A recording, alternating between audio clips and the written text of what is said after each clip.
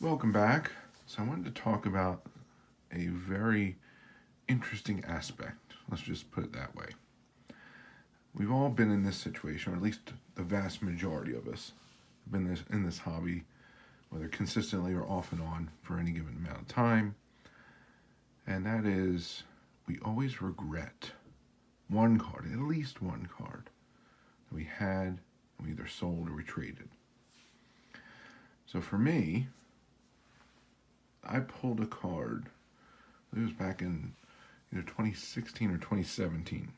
I had just gotten back into the hobby, and I wasn't really buying the usual products. I went on, I believe it was Blowout Cards at the time, and I found 2015 Panini Cooperstown. So I looked at it, and I think the price at that time was $50 a box, 2 guaranteed Hall of Fame autos. I figured at least get some Hall of Fame autos out of it. So I bought a box. I bought a few other things, but that was the main one. Because I never at that point opened a one pack box.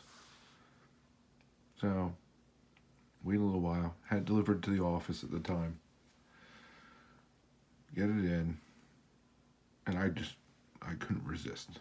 I opened the box to see these products, which were kind of foreign to me. To me, that was high end. It was $50 for a single pack at the time. And I saw the box and saw some of the other boxes. And lunch break came around, and I just couldn't resist. So I ripped it. So I opened it up, and obviously, just as most products are, the hit is in the middle, or the hits in this case.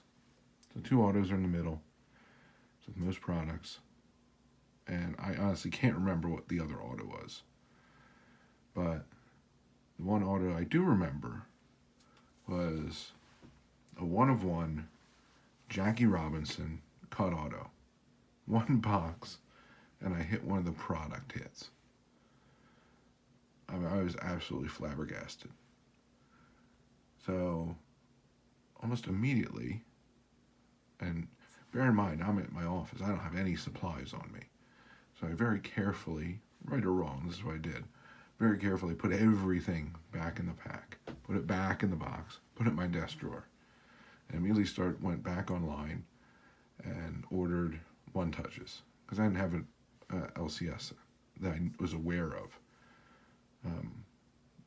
during that time. And a week later, they'll show up. So now it's time to pull that box back out. And you best be ready, I locked that drawer at night. So pull that box out and the pack out. Opened a couple One Touches because I wasn't 100% sure what size. And started putting them together. And finally found one that fit. So then last year, I figured it was time. I was consolidating a lot of the cards I had. I was actually thinking about getting out of the hobby. And I decided to sell it. So I sent it to one of these online auction houses, and they sold it for me, and they got a fair amount of money for it. But since even the money was nice, it was a good bit of money, because it was a beautiful autograph on the card. And money came in, but ever since then, ever since last year, it's like, darn it, I kind of wish I'd held on to that one card. All the cards I got rid of at that time. Like, that's the one I wish I'd never gotten rid of. It was a 1 of 1, it's gone. So, just, the unfortunate thing with 1 of 1s, especially Robinson autos, they're just outrageously expensive. So, a couple weeks ago, I was on eBay, and I was actually searching for Greenberg stuff, Koufax stuff, and somehow, some way, there was like a suggested comment. I actually saw a Robinson autograph posted authenticated for less than what I had sold mine for. This is a perfect opportunity. Finally get one back and net be still plus a little bit. What's actually better than that? Because what happened was I paid less for this card recently than what I sold it for. This is the exact card I pulled in 2015 Cooperstown. The Jackie Robinson 1 of 1 cut auto is back in the collection. So it turns out, I don't know the exact situation, but at the end of the day, I paid about $100 less this time than what I sold it for a year ago. And I thought it sold for a darn good price for the buyer last year. So in one aspect, this is indeed a comma card, as the term coined by baseball collector. Is any card that's over $1,000 because it has a comma in it. It's a comma card. But the net to me is I basically rented it out for $100 for a year. I think that's a pretty sweet deal. But it's nice to have a Robinson auto, but it's even better, far better, to have the exact card that I pulled back in 2016 or 2017. This is the card, and I matched up. I had pictures. I know there's little aspects. There's a little white spot right here in the corner. You can't really tell on the camera. And this edge, there's a little tiny bit of roll on this edge. There's a little white mark. So I have pictures of the card before I sold it. So I was able to look at the photos on eBay and match everything up exactly. But it's probably one of the better, if not the best, cut autograph I've ever seen of Robinson in a card.